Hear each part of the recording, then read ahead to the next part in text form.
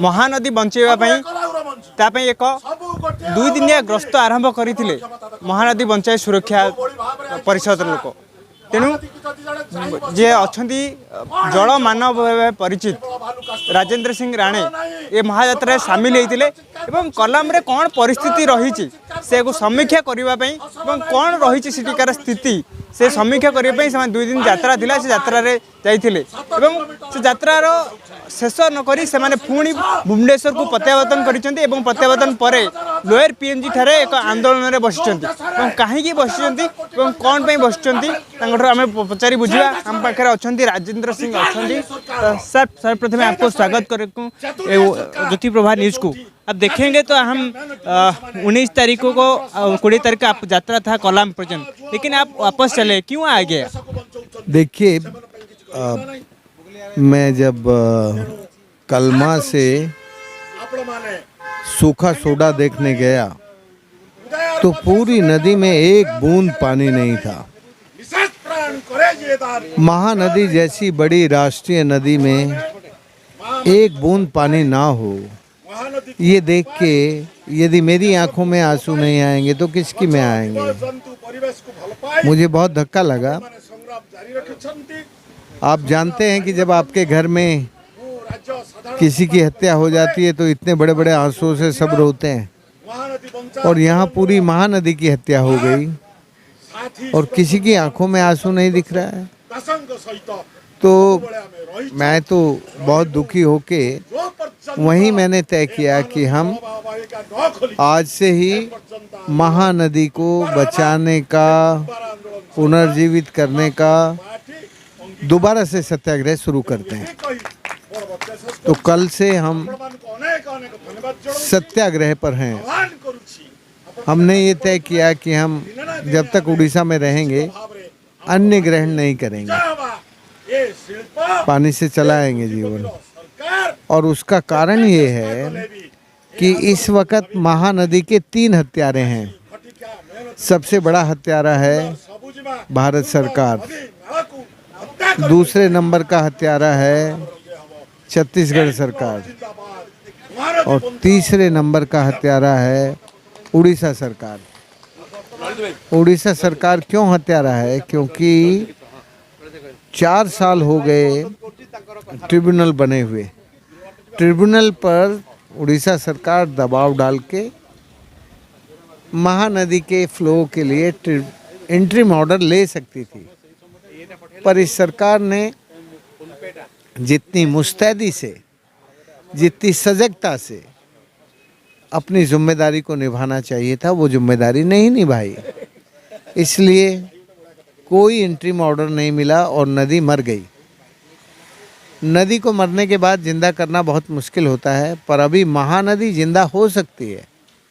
महानदी को जिंदा करना इसलिए आसान है कि महानदी के ऊपर जो 7 बैराज बने हैं, इन 7 बैराजों में से आखिरी बैराज पर, कलमा बैराज पर केवल 5 गेट को ऊपर उठा दें, और 5 गेट को ऊपर उठा के उसके नीचे से जो पानी का फ्लो है, पानी का प्रवाह है, वो यदि महानदी को मिल जाएगा तो महानदी फिर से अपने इकोलॉजिकल और एनवायरमेंटल फ्लो में फ्लो करने लगेगी। और ये कोई किसी कानून से अलग नई चीज़ नहीं कह रहे हैं हम लोग।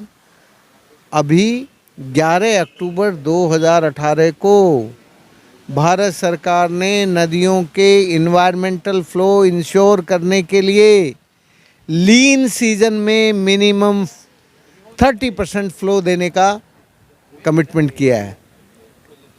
तो इस नदी में तो एक बूंद पानी नहीं जा रहा, तो भारत सरकार अपने कानून की पालना क्यों नहीं करवा रही है? तो सबसे बड़ी अपराधी है भारत सरकार। दूसरे नंबर पे अपराधी है छत्तीस गवर्नमेंट, जिसने ये सारा महानदी का एक एक बूंद पानी रोक के उद्योगपतियों को दे दिया। और तीसरे नंबर पर अपराधी है उड़ीसा सरकार, क्योंकि ये इस ट्रिब्यूनल से अभी तक कोई आदेश ले नहीं पाई फ्लो के लिए। कल से हम लोगों ने तय किया कि हम सब मिलके देश भर में, क्योंकि महानदी केवल छत्तीसगढ़ उड़ीसा की की नदी नहीं है, ये देश की नदी है, ये राष्ट्रीय नदी है। इसलिए राष्ट्रीय नागरिकों का भी ये दायित्व बनता है कि वो अपनी नदियों को पुनर्जीवित करें, अपनी नदियों को जीवित करें। इसलिए हमने तय किया है कि हम सब, हमारे उड़ीसा के साथी, छत्तीसगढ़ के साथी, महाराष्ट्र के साथी, जो इस नदी के बेसिन में 5 राज्य हैं, उन सब के साथियों को जोड़कर अब हम इस नदी में पानी लेकर आएंगे।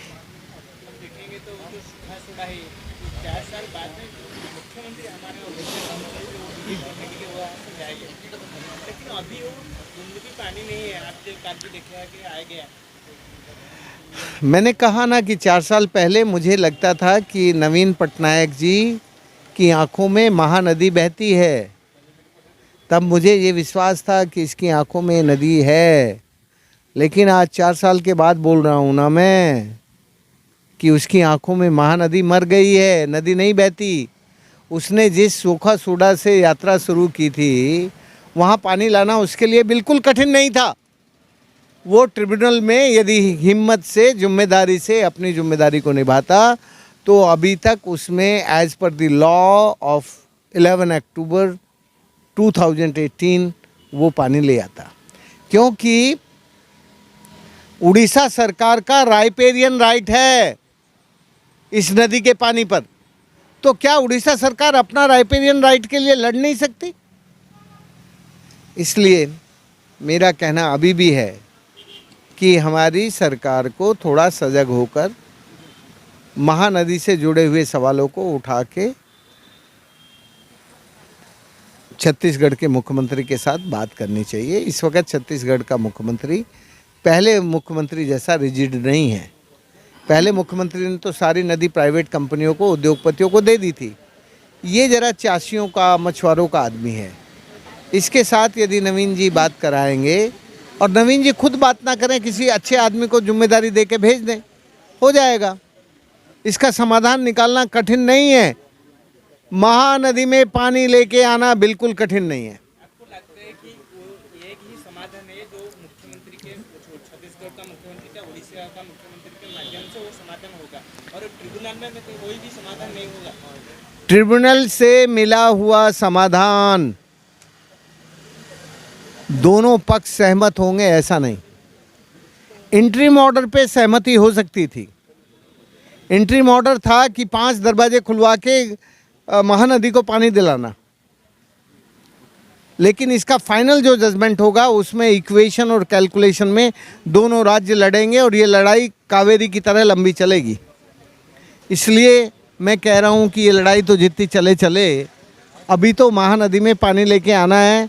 चासी को, उड़ीसा के चासी को और मछुआरे को पानी देना है। अभी तो वो करने की ज़रूरत है। देखुले ये थिले राजेंद्र सिंह जी, तांकर प्रतिक्रिया थिला जे कि से जेतेबेले जाइकरी से जगह पहुँची थे कालाम बैरेज पाखे, आखिरू जमती लुह थोपा झरी पड़ा। एवं जो भली भाव में मुद्दा रही कि से कहते जो 3 पार्टी अच्छा जे कि ओडिशा सरकार हूँ एवं छत्तीसगढ़ सरकार हूँ एवं केंद्र सरकार हूँ, ये 3 जन ही यार विवाद मध्य माने दायी रोचंती। समस्त किसी ना किसी भूमिका रही समाधान करने मूल मुख्य समस्या समाधान से गोटे माध्यम सूत्र होती जे कि ओडिशा एवं छत्तीसगढ़ मुख्यमंत्री दुहे आपस बुझामणा माध्यम यह समाधान हो पार। एवं से आहरी गोटे कथा कहते जे कि 5टी गेट जदि सेठारे खोला जाए तेणु तापर कलम पर जो भली भाव में सुखा हो पड़ी से पुणी भाव में जलमग्न होवार परिस्थिति सृष्टि होवार रही। भुवनेश्वर मुन्ना सुजीत स्वाई रिपोर्ट, ज्योति प्रभा न्यूज।